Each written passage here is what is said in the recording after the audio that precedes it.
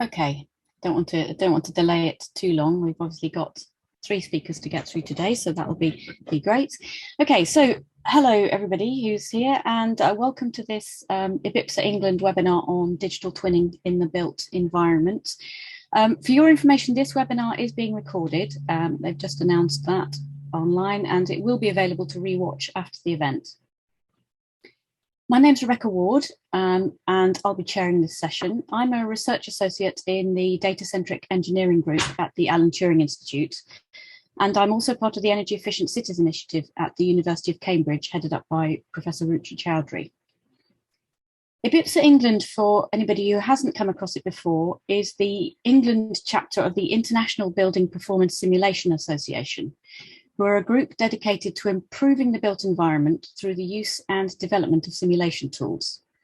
I would strongly encourage you to become a member or to sign up to the e-newsletter for up-to-date details of events and other simulation-related news. And we will post a link in the chat for this, and I'll remind you of this again at the end. So today's webinar, we're focusing on technologies related to the use and potential for digital twins in the built environment. It's quite a hot topic at the moment, and I'm delighted to introduce three speakers with different experiences to share from around the world. So the first speaker will be Dr. Dimitrios Rovas from University College London. Dimitrios is an associate professor in building of simulation and optimization at the Bartlett School of Environment, Energy and Resources. His research interests span the breadth of energy modelling and smart buildings, and he's currently co-leader of the International Energy Agency Annex 81 on data-driven smart buildings. After Dimitrios, the second speaker will be Dr. Joshua New from Oak Ridge National Laboratory in the United States.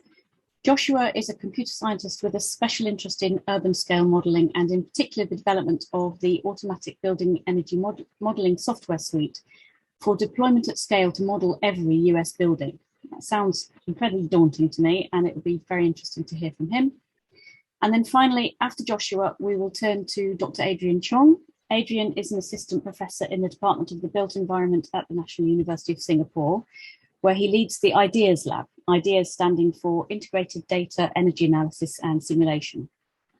Adrian's particularly interested in model calibration and uncertainty quantification, and he's going to be talking about bridging the gaps between models and the reality of building performance, which is a critical part of digital twinning. So each of the speakers will be talking for 12 to 15 minutes, and after that we will have hopefully about 15 minutes for questions. So please pop any questions in the chat box and I'll put those to the panelists at the end. Okay, so without further ado, let's turn to the first speaker, Dr. Dimitrios Rovas, who's going to introduce us to digital twinning in the context of buildings and the building life cycle.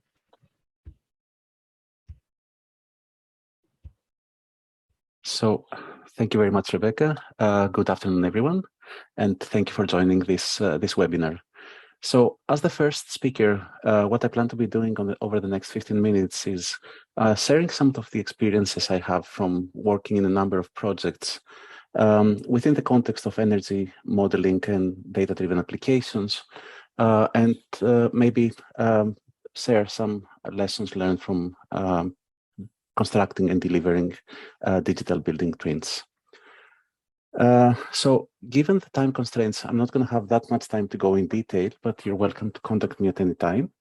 But before I go into some of these details, I would like to start with setting the context for the problem. And to an IBPSA audience, I think I don't need to spend too much time, but kind of at a high level, articulate some of the challenges and maybe the opportunities associated with the use of digital twins. Now, this is a very rough schematic, and it is intended to communicate just basic factors. But what we usually do and what we usually are interested in is the potential of using digital technologies to achieve benefits. And to do that, we go through a whole process across the different phases of a building life cycle. So what I have here is an example from one demo site that we're using in one of the projects. And this is kind of to give you an idea, but really what I'm going to say is slightly more generic than that. Now, what we might do is we might generate digital models, energy models, and this can be used to a certain expected energy performance during design stages. But then what happens is usually during operation is that things turn out to be quite markedly different from what we are actually expecting as part of our design analysis. And this can be due to a number of factors, material substitutions or quality of the product in construction, then how we communicate and implement design intent into practice. And this can involve energy management systems, and we can do a good job in terms of setting up our energy management system. But many times this is a very challenging problem that I will get back. And this can have an impact on energy performance. From an ideal to a very poor situation. And as the building goes into operation, we have the influence of users that have some impact on performance. Time takes its toll, so we might have degradation of performance on building components or building services. And then the real performance deviates significantly sometimes from the actual intended performance. And then when we go back into retrofitting, we have to make a decision about how to make changes so that we can achieve operational objectives. So there's nothing new here. So what I would like to focus is I would like to focus on different incarnations of potential digital twins in different phases, retrofitting, operation, and possibly construction and commissioning, and kind of highlight some of the opportunities, but some of the challenges associated with delivering this at scale. So before I start going into specific examples, I would like to communicate or to start with a working definition, because I think that the term digital twins is often used and as often is probably abused. So I think there's a number of very good definitions out there, and this is one of them that I find particularly interesting, kind of communicating what a digital twin is. And so the main aspect is a digital representation of assets, but it can be also processes and systems. So it can be much more broad than kind of a digital model of the building or an energy model of the building. And I think the important part is that digital representations need to serve a specific purpose, and that intent should be at the bottom line of whatever model or digital twin we're creating. And this definition is from this report by the Institute of Engineering and Technology. But I think what is quite interesting about this definition is that it talks about a level of maturity, and this is what I'm going to use as well. That we don't have one absolute definition of a digital twin, but rather it is a process that can start from low maturity levels, which involves models like 2D or 3D models. And then as we increase the complexity, we bring operational or other data. And then really the opportunity lies in the intersection of the two, into combining that information with the data so that we can provide insights and facilitate two-way data interaction and integration, and kind of use this to guide and drive decision-making. So what I would like to do in this first presentation is kind of try to look at different incarnations and how these principles could work in different parts of the building lifecycle. And what I will start with some examples from a project that I'm working on called Beamer. So you can look it up if you want more information, and basically start from the end and start from the renovation process. So this is an example of a building in Bilbao, Spain, that we're working on.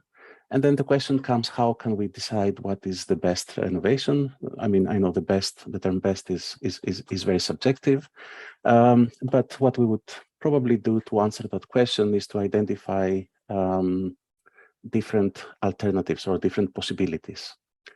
So what would be very useful is to have some model.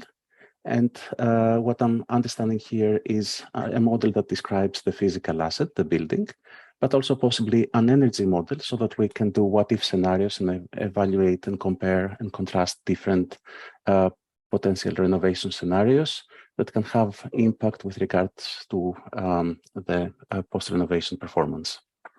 Now, the challenge with buildings like this, which is probably most of the buildings in the building stock, is that we don't have any digital information about this, or the information that we have is very limited. So the first problem in kind of that hierarchy that I mentioned before is to try to generate some sort of model that represents the built asset that we would like to talk about. And there are different approaches to that.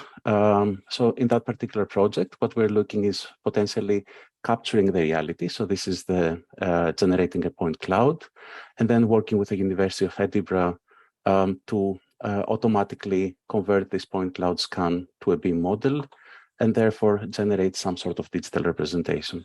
Or the other way around would be to take the 2D plans, use and annotate some information modeling tools like Revit or ArchiCAD. We need some guidelines, and then create something that looks like this.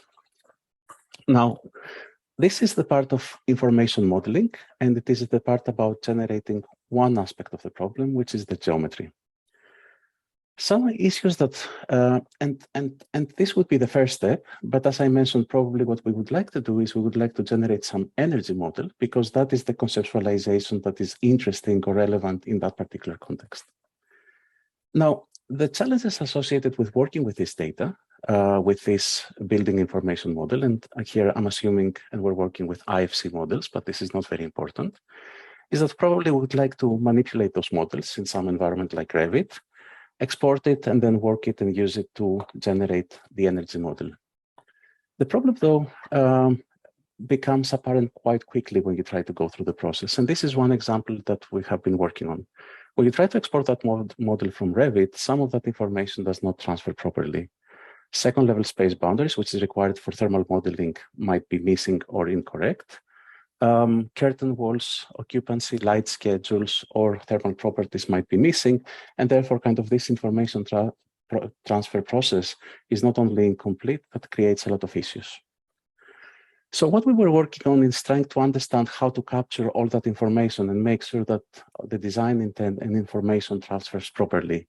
And so this is one example from a project called Optimal, where we have a building that looks very similar to the one I was talking before, and kind of highlights some of the challenges we're facing when working with actual models, which is having classes, missing properties, missing schedules, missing information that should have been there, but it is not there. So what we were looking is ways to automate the process of identifying those errors and then communicating that back to the designer so that we can get all the information which is required as part of an end-to-end transformation process. Another significant problem when it comes to energy modeling, and this is very specific to that context, is that the information available in a BEM model is usually not the information that is required for the energy model. So there is some sort of mapping, and that mapping for the energy model should identify the energy transfer surfaces, which is called the second-level space boundaries. And some of that information is usually missing, but can be inferred as part of that transformation process. So what we worked on algorithms that can automate that process. And here's some examples of working and identifying those heat transfer surfaces and annotating that information model so that it can so that information can be then used to generate the energy model. And that's not only what can be inferred. We can possibly have some idea of the surrounding context using some GIS information.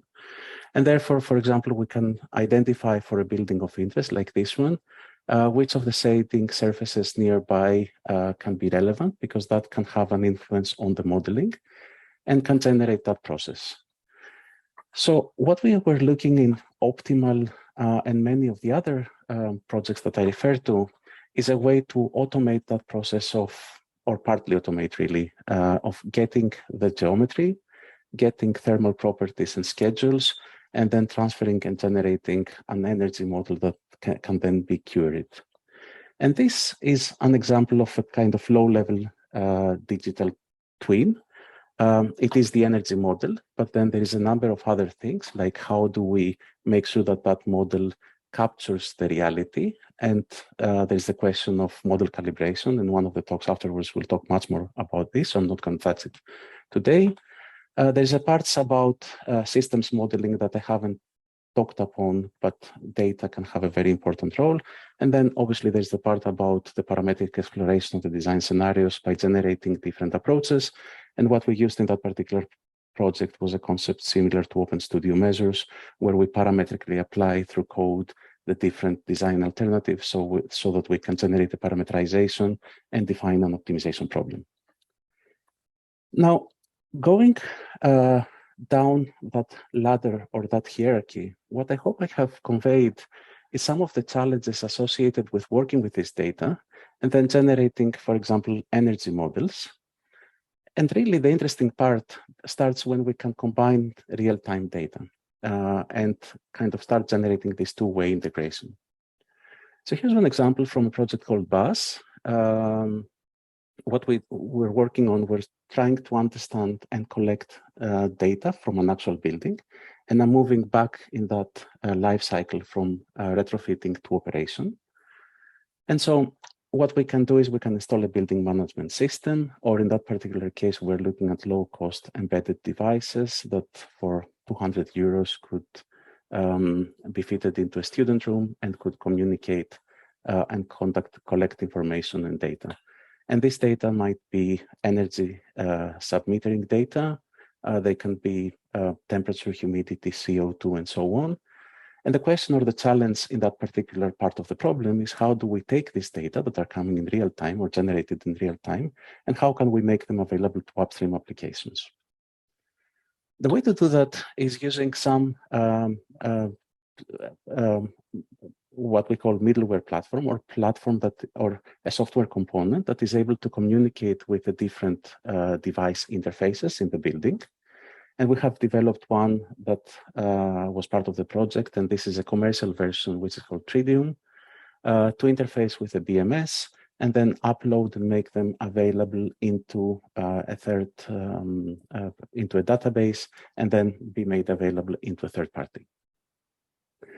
And while this is very important, the interesting part is that connection between using the data and using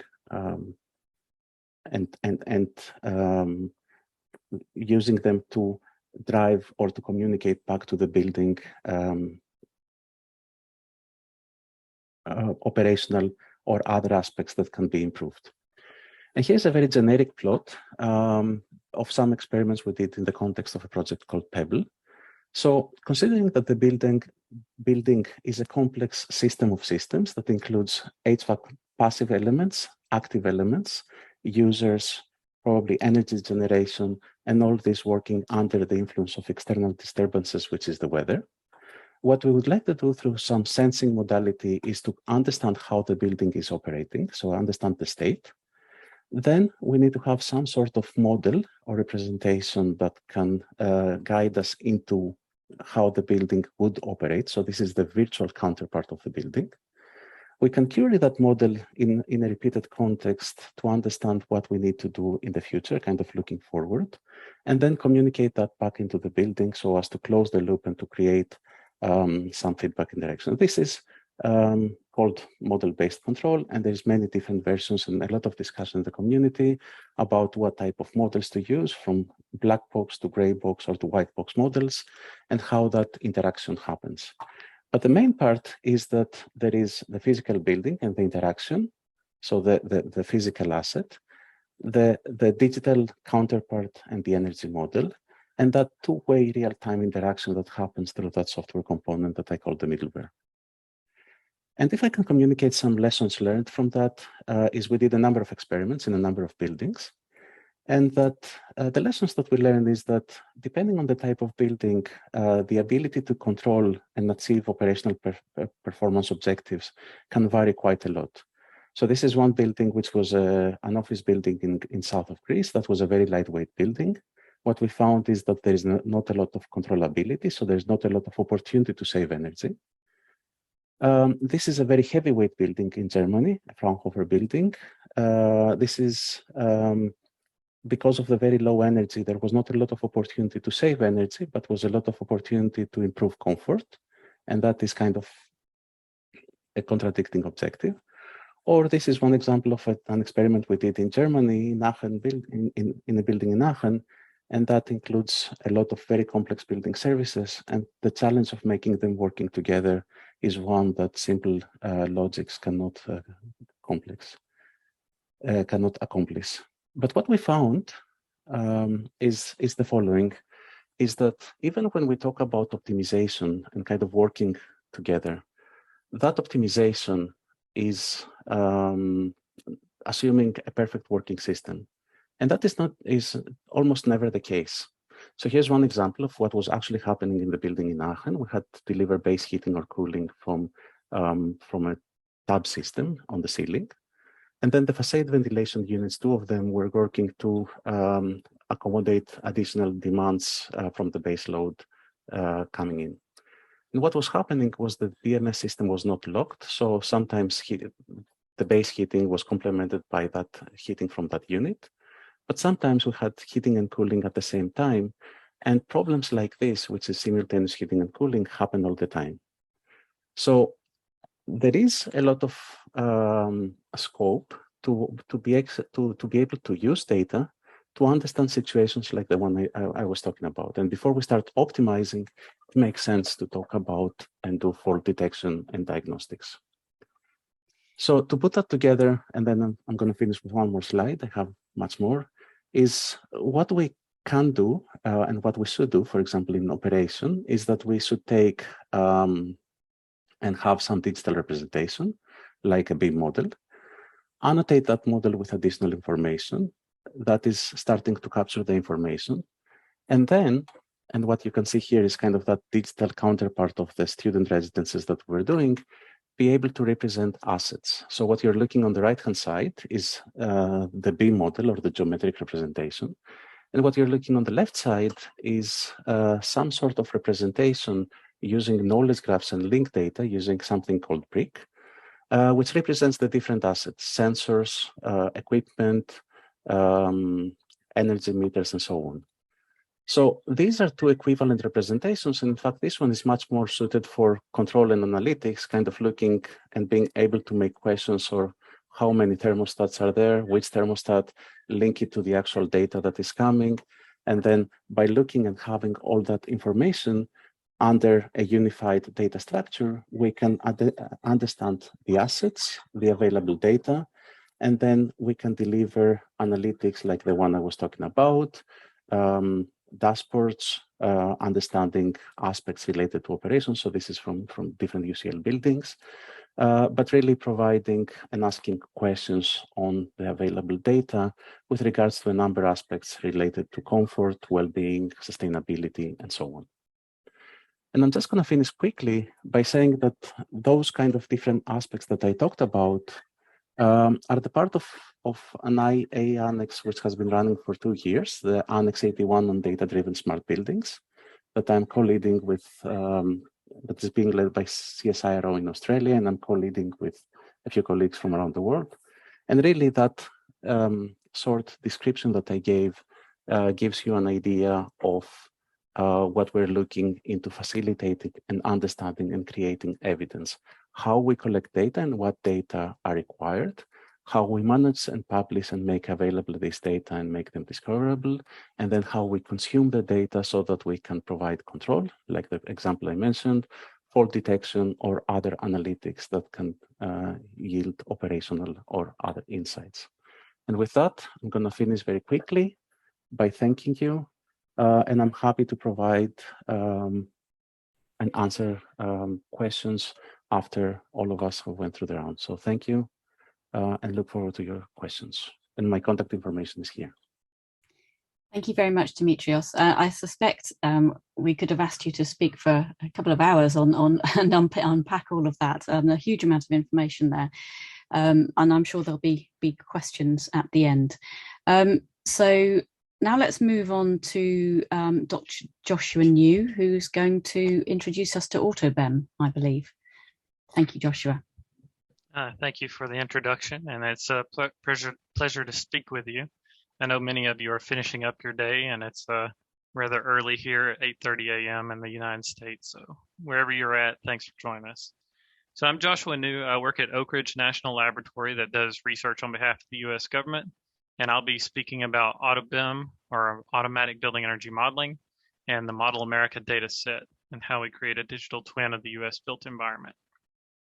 So first, let me say that most of our funding comes from the U.S. Department of Energy's Building Technologies Office. So they have, several $100 million a year. And apologies, I will be speaking in U.S. dollars. The conversion rate for $1 US is 0.96 euros, heaven forbid, and 0.82 pounds per US dollar. So hopefully you can convert to a currency that matters to you. But DOE's Building Technologies Office is trying to reduce energy consumption of U.S. buildings 30% per square foot by 2030 compared to a 2010 baseline. So how do you reach into a country's buildings and turn the energy use knob down a third in 20 years is a pretty aggressive schedule. So we use building energy modeling for that. I think most people in IBPSA are familiar with it. Take building descriptions and weather, and you run scenarios to see what the energy savings are. And while we typically talk about energy, in the US, we call it building energy models. I really like building performance simulation better because we're really starting to look at not just energy, but the time of use for demand, for emissions, and even starting to look at equity and social justice as part of these, taxpayer investments in the building stock. So in the US, we have 125 million buildings consuming $400 billion a year in energy bills. That's 73% of the electricity, 80% of peak demand, and 39% of emissions. So how do we free up economic resources on this mortgage of our economy and have a more sustainable building stock? Well, in the United States, there's several market sectors that we focus on. These are just a few of them. So there's about $8 billion in utility energy efficiency programs. I think utilities are key because they have measured energy data that we need to compare our models and digital twins against to see how accurate they are. Whenever you build a software model of anything, you should never trust it. You should empirically validate it to the extent possible. There's also a $7 billion a year market from energy service companies that are in the business of going out and usually touching the large commercial above 50,000 square feet buildings to improve their energy efficiency. And there's investment opportunities of hundreds of billions of dollars of untapped potential that could be leveraged to pay back the loans and infrastructure investments out of the energy savings over typically a 17-year period for an energy performance contract. And so I have people come to me, CTOs and CEOs of companies saying, if we put $4 billion in accounting, could we make $10 billion in 17 years? So we really want to find a way to create a digital twin that can accurately estimate the energy demand, emissions, and cost reductions of specific technologies and specific buildings at very large scales. And one of the motivating factors for me is climate change. So I'm a vice chair of Standard 169 in ASHRAE that defines the climate zones for every county in the U.S. and its territories. It's adopted by ICC largely internationally. And what we see is every 4 years or so when we update this, we see a northern march of the climate zone. So buildings built today are based on historical weather data. And I fear that if the future does not, as the future shifts, we're not building buildings accurately. So I'd like to change the foundation on which building codes are defined to be future looking rather than reactive. But to get to the topic of today's talk, we got together in 2015 and said as a group at Oak Ridge National Lab, what could we do that would have a lasting impact for the nation? And we established a 5-year vision to create a digital twin of every U.S. building by the end of 2020. And the reason we want to do that is it's a 3-step process. We don't have good characterization of buildings in the United States, especially compared to some of the things going on in England and UK. If we could collect that data and create digital twins, then we could run what-if analysis at the cost of electrons to see what are the most cost-effective ways to reduce energy consumption in those buildings. And then for everything you can't reduce, you find some renewable generation like photovoltaic solar cells to offset that generation. And so it's an all-of-the-above approach, but that's my simplified 3-step BRO model, benchmark, reduce, and offset to a sustainable built environment. So how do you create a digital twin of an entire nation worth of buildings? So I'm going to simplify it in a 10,000-foot view of a 7-step process. So first, we use Energy Plus. Energy Plus has over 3,000 inputs per building. just like in life, you don't want to major in minor. So figuring out what's important and how much is key. So we ran a sensitivity analysis of every building type, location, and vintage combination for up to 4,700 parameters for each of those buildings. And we quantified in terms of kilowatt hours and kilowatts how much each change makes in terms of COP of the HVAC, attic insulation levels, those kinds of parameters for the building. To do that, we had to use some of the fastest supercomputers in the world. I've had the privilege of using 3 of the world's #1 fastest supercomputers. And if I can give a shameless plug, Oak Ridge National Labs back on top of the frontier system that beat the exaflop barrier. So we're back at #1 in the world. Number 3, we started creating a comparison of a side-by-side matrices of different data sets and what they map to. We talk about their spatial resolution, their temporal resolution, their duration and extent, API rate limits, how much it would cost you, and all the details that you would need to figure out if you can use this, and most importantly, what variables they map to in terms of an Energy Plus input file. And so we started establishing partnerships with the companies that are in the business of producing and processing this data. And anytime you do anything at large scales, they break. Algorithms, data, everything messes up. So we've had to refactor algorithms and make theoretical contributions in artificial intelligence, refactor things to run on supercomputers, and lots of details to be able to create a large data set. I will say we are not Big Brother. We are not looking into buildings. You can't do that if it's not national security. And so what we do is we map it to a building type and vintage, and then we populate that with the internal characteristics defined by DOE's prototype buildings. So we estimate the number of linear feet of deep freezer in a supermarket built in Miami in 1980, that kind of thing. And then we make these models freely and openly available for any simulation-informed use case, covering many of the investment opportunities and market segments that I spoke to before. I will say, kind of as an aside, one of the things that I'm most interested in that I've had limited exploration into at this point is automated financing. So can we take these models and get them sufficiently accurate that we could automatically generate paperwork sufficient for a third-party financier to sign off on to get to secure third-party financing and make those changes in the building? So the work I'm going to show here really quickly is just a few examples, but there's a small army of people that have done the work. I'm just the PI and the talking head, and this work has been funded by DOE's Office of Electricity, Building Technologies Office, National Nuclear Security Administration, as well as some internal funding and a lot of partnerships with key companies. At a very high level, on the left, these are different data sources that we use. So we process imagery, both satellite, aerial, and street view, different MLS and GIS style databases, tax assessors data, and have lots of analysis on the sensitivity of different building variables. And on the right are some of the tools that we've developed to kind of process and turn this into things that you could use in a building energy model. I thought I'd show a quick example. It's a brain. This is a context zoom, but nowadays people like hand label things, and there's great artificial intelligence tools. This is one we created where you don't have to be an expert to see that this maple leaf structure in someone's brain is not a good thing. And so we have just with 2 swipes of a mouse trained a machine to recognize metastatic bronchogenic carcinoma for someone that had been a chain smoker for 30 years and developed speech pathology. And I can come in here and retrain it. And now I can save this AI agent to process billions of levels of imagery at the cost of electrons. So just like you can do this for a brain, you can do it for a building to recognize windows, different types of facade, very powerful and easy to use tool.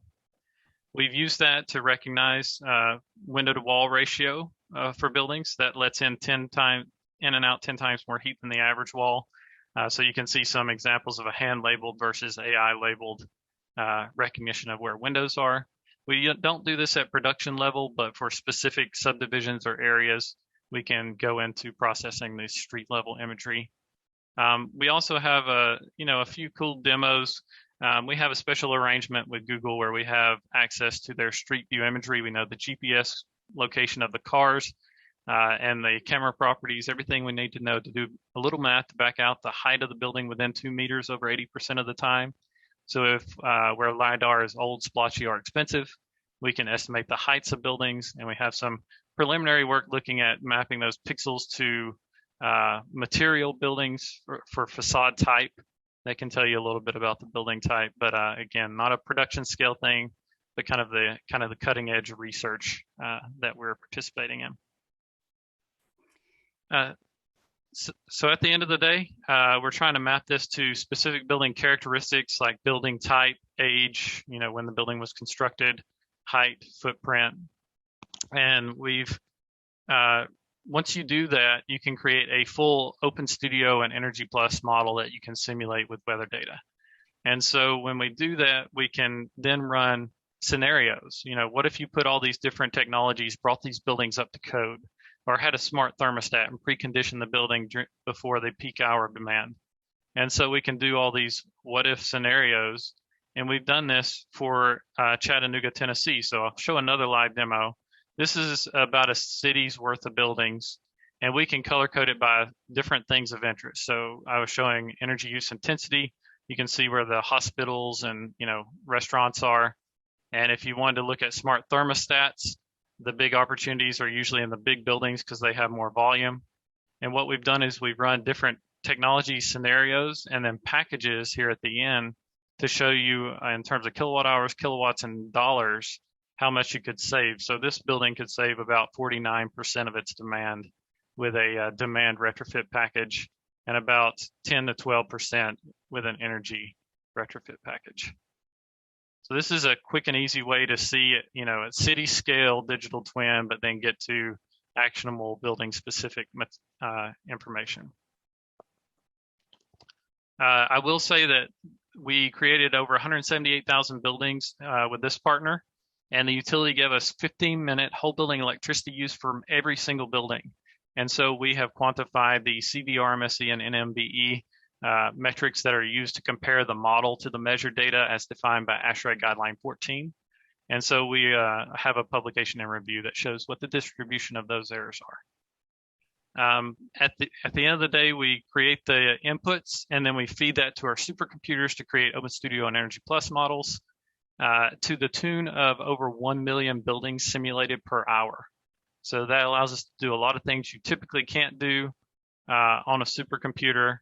And for architectural firm looking at energy efficient design, as we saw in the first by the first presenter, if we were to instead replace man hour of $150 an hour with a week to create a functional model, we can create $6.4 billion worth of work in 1 hour with these supercomputers. So it's a huge force multiplier. Our brains just don't understand how useful scalability is at these levels. And then I'll wrap up with a final slide here.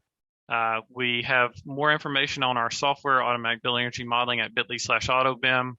But we have made a model, OpenStudio and Energy Plus model of 122.9 million buildings publicly and freely available online at bit.ly/ModelAmerica. You can go there and download a county's worth of buildings if you're interested. And we have something called dynamic archetypes. So if you don't want to simulate hundreds of thousands to millions of buildings for your area of interest, we can take a shapefile or a list of latitude, longitude of building points, and we can create we have automatic code that can come in and scrape the models or data for you. And we can potentially provide that as a free one-time resource for you to see if it's useful for your business model or for your research study. And with that, I'll finish and turn it over to the third presenter. Also look forward to any questions you may have. Brilliant. Thank you, Joshua. That's really interesting. And there's already questions coming in. So hopefully we'll have time for those at the end. But fascinating study. Thank you. So let's go now to Dr. Adrian Chong, who is going to talk a bit more about I believe, about the practicalities of getting your data and your models working together. So over to you, Adrian. Thanks, Rebecca. Need to sort out slides. Joshua, you have to stop sharing. Yeah. Yeah. Thank you.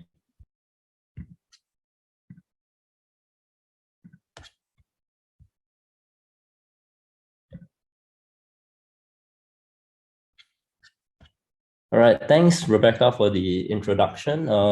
And good morning, good afternoon, or good evening, wherever you are in the world.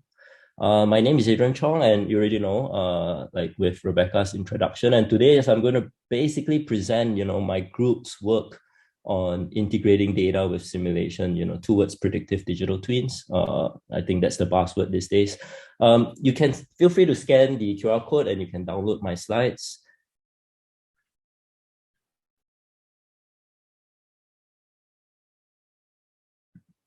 So let me just introduce my research group. So we call it the IDEAS Lab, which stands for Integrated Data, Energy Analysis, and Simulation. And my group's research focuses on the various aspects of building performance simulation, and more specifically, uncertainty quantification and model calibration, with the objective of creating more energy efficient buildings.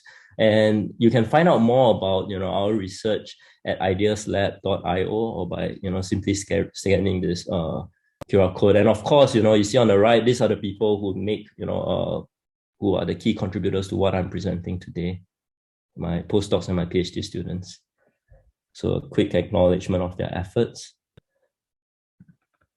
So in my view, towards a predictive digital twin, these are the three key aspects that are important. So physics-based modeling. So I don't have to talk too much about it. I think the first two, Dimitrios and Joshua already are both using Energy Plus. And of course, this includes like Modelica or Transys. And the second part, which is mainly what I'm going to talk about due to time limitation, is integrating models and data. Specifically, I'm going to focus a lot on model calibration. And the third part, which is what we are exploring more recently, is the use of machine learning and AI to accelerate computation as well as prompt new insights. So I think since this is IBPSA webinar, so I think everybody acknowledges building energy simulation brings powerful predictive capabilities over the entire domain. So the ability to extrapolate, I think is what makes building energy simulation or performance modeling, so attractive. But with more and more smart metering, as we have seen from the first two presenters, people are starting to identify more and more performance gaps due to various sources of uncertainties. So you can see on the right, it's a very well-known study by Turner and Frankel, where they actually quantified, they look at 121 LEED certified buildings, and they found that measured energy use can be somewhere between 0.5 to 2.75 times the predicted energy use. And based on past studies, what we have found is that, what is in the literature is that, this could be due to various sources of uncertainties. So specification uncertainty that can arise from assumption due to a lack of information. And I think Dimitrios brought that up very clearly. Model inadequacy is something that I have a lot of interest in, that arises from simplifications and abstractions of the actual physical building system. Operational uncertainty arising from a lack of feedback due to actual use and operation of buildings, as well as the last one would be scenario uncertainty. I think we've been seeing a lot of publications that are related to uncertainties that can arise from scenarios that are due to occupancy or the weather. So I think automated calibration, I think like what Joshua showed, right, there is a significant shift. So this is a recent lead review that we conducted, where we see that there is a significant increase in moving from manual calibration approach to automated calibration approach, and that is actually the focus of what I'm going to talk about today. In particular, so I think the previous presenter was talking a lot about optimization. For myself, my interest lies in calibration under uncertainty, because I believe that uncertainty is inevitable in building energy simulation due to the complex interaction between different building systems, as well as, like we've seen, the large number of inputs required. And these are often, based on expert judgment as well as default values. But then again, just a caveat that I'm not saying that everybody should do uncertainty analysis. In fact, often in my discussions with my PhD students, I always advise them against uncertainty quantification because it makes the decision-making process a lot more complicated. But I do find value in uncertainty quantification, mainly because it informs us a lot about how the model is performing. For instance, by quantifying uncertainty, if I observe large amount of uncertainties in my model parameters, it means that, I do not know enough about the actual building and I should actually go down and do an audit or something. So my research is mainly on is in this paradigm known as calibration under uncertainty, and is first applied by the team at Georgia Tech, the late Professor Augenbro.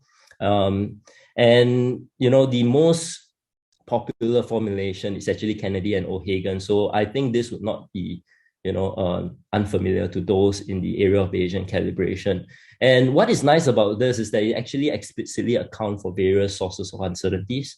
So you get to account for parameter uncertainty. So these are uncertainties associated with influential model parameters. Model form uncertainty. So this is your model discrepancy that results from your assumptions, abstractions, as well as approximation or real-world physical processes. And then lastly, your epsilon, which is your observational uncertainties. So uncertainties that stems from observational errors. So my interest in Bayesian calibration started, this is my PhD work actually. So Bayesian calibration can be computationally intensive. So my PhD focused a lot on making it more scalable. And how I went about doing that was, to use information theory. What we found was that, I was working with the data from the BMS, and what we found is that, you do the entire year data set because buildings operate very similarly, across the year. The chilled water set point is often the same, throughout the year. And as a result, what you can do is, the entire data set, subset of the data used for calibration would probably perform equally, or very closely to the entire data set. And the second one is, meta modeling. So I work a lot on using Gaussian processors to run the simulations as well for the calibration process, because the iterative process is actually very computationally intensive as well. And lastly, in Bayesian calibration, sampling, from the distribution is very important. So how do you, make it more efficient and ensure convergence? So if you're interested, do look at the paper. I listed the paper at the bottom of the slide. And later on, right, what I realized also is that it is very hard to get started on Bayesian calibration because of the steep learning curve. So with that, I developed open source code known as BC-STAN. So if you're interested in Bayesian calibration, and you want to get started, feel free to look at my GitHub repository. The code, Stan is compatible with both R and Python.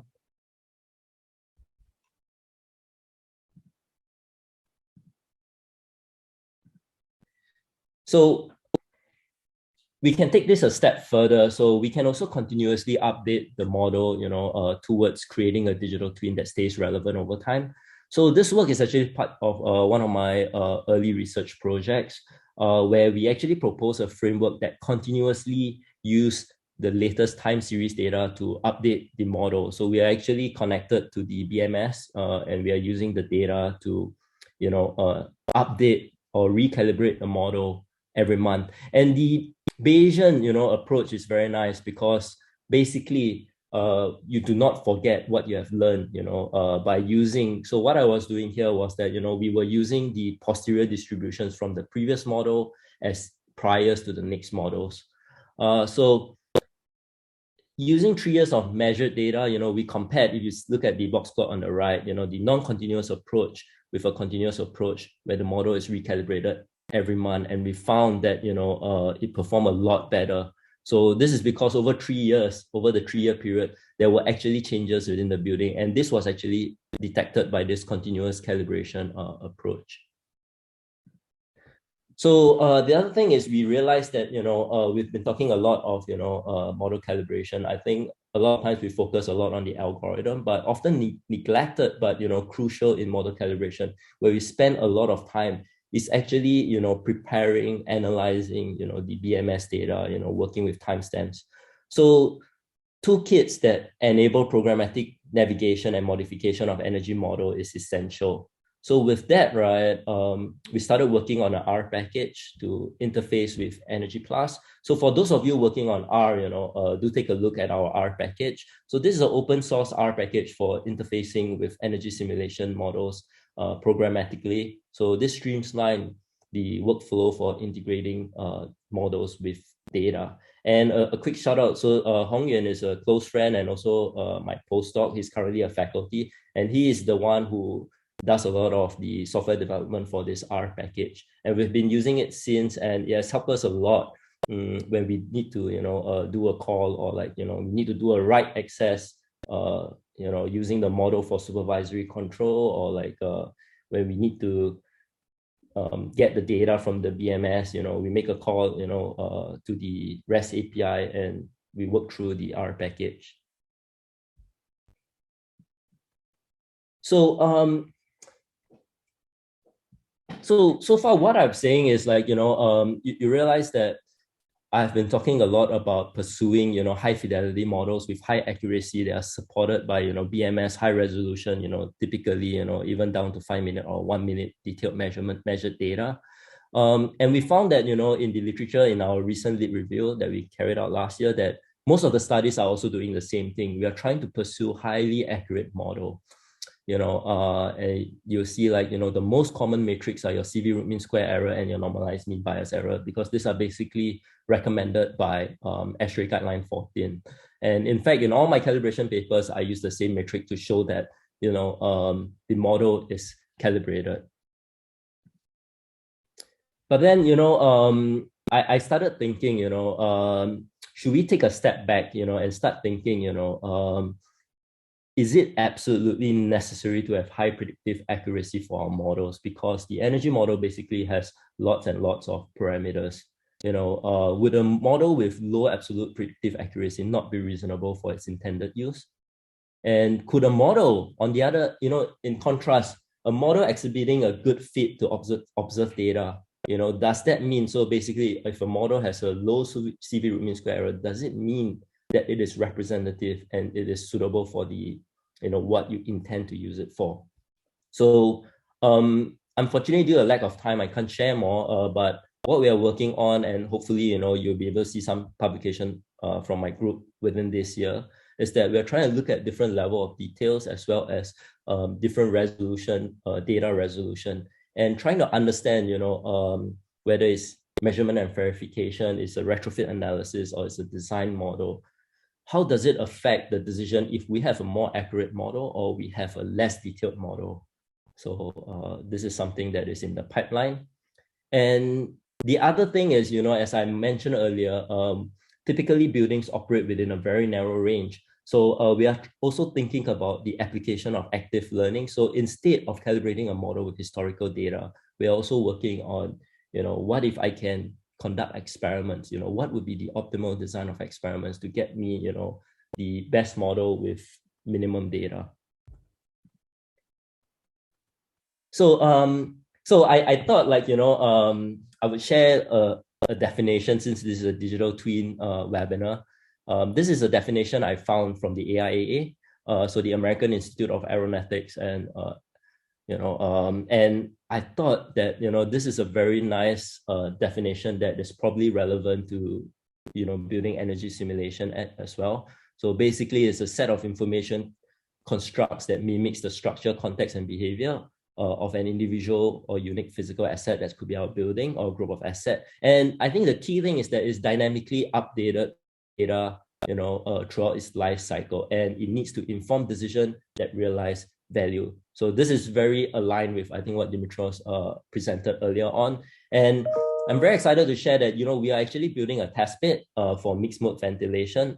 We were involved from concept design to detailed design construction. And right now we are commissioning the test bed. And it has been very exciting because, we are quantifying all the changes, how information change, how the test bed change, as we move from design all the way to operation.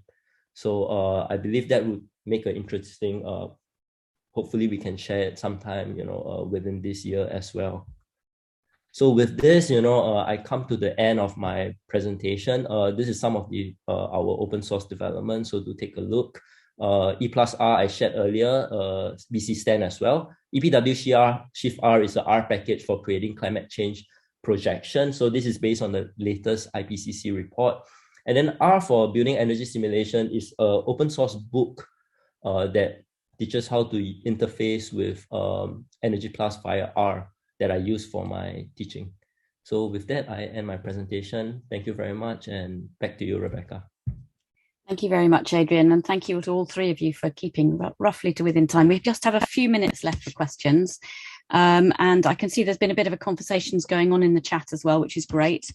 I was going to pick up, there's a question, one of the questions that's come through is, how is continuous calibration done? Are Internet of Things sensors installed to gather data? And I think that goes to, I think that's going to both you, Adrian, and Dimitrios, actually, is how, because I've seen another question that also talks about practically, how do you actually do this? How do you integrate your data with your models? And I was wondering if you could touch on that quickly. So maybe I can get started. So I think for me, right, I work a lot with BMS data. So one of the very first things that I require is that I ensure that, if I'm involved in the design process, I would ensure that, in the specifications that it is backnet ready. So what we'll do is we'll have a backnet interface and it will flow into my database. And you saw the R package I was presenting just now. So on my database, we would have a RESTful API that we can make calls to it. So programmatically, we can just run it and retrieve the data and recalibrate it every month. We can set it to run automatically. Cool. How about you, Dimitrios? Can you comment on that? You wanted to comment on the question about how we manage the data and kind of the interaction for the calibration?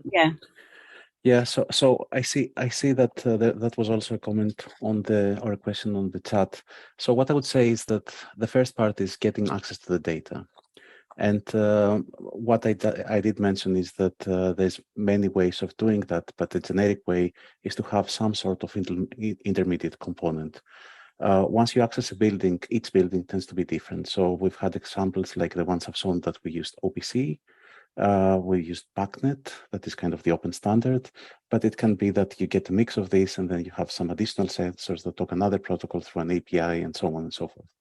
So the reality is always more messy than practice. So having that kind of multiple driver architecture that allows you to communicate and interface with different BMSs is essential to do it, to be doing it at scale. And then the upstream applications, which is the calibration application in that example, or any application, does not need to understand all that complexity. So I think there is a part about taking the data, pushing it up on a time series database or some sort of representation that can be accessible, and then exposing through a linked data model that information so that it can be discovered by upstream applications.